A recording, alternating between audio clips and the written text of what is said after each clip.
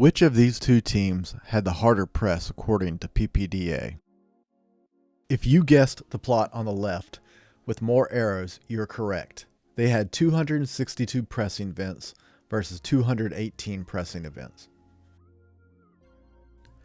In my previous video, we calculated that Newcastle had a PPDA of 1.58 to Auckland's 1.86, meaning that Newcastle, with a lower score, had a more intense press.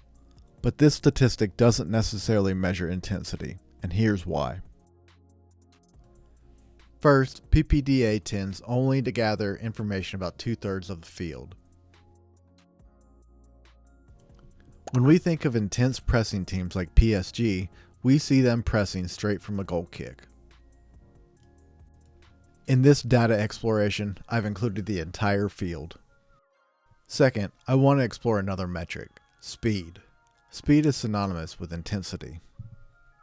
When initiating a press, a slow run shows less intent than closing down the opposition with a high running speed. I wrote some code to calculate each player's distance covered and pressuring speed, then the averages for each team as well. On average, Newcastle's closing speed was about 3.11 meters per second, where Auckland's was 3.31 meters per second.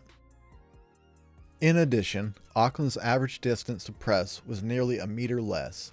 This means that they were already tighter to their opponents when starting a press.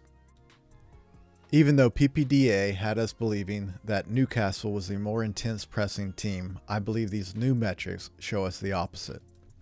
Let's look at the pressing speed maps again. The lighter the color, the higher the speed of the press. Newcastle's speed was evenly spread across the field, but Auckland tended to make the higher speed presses higher up the field.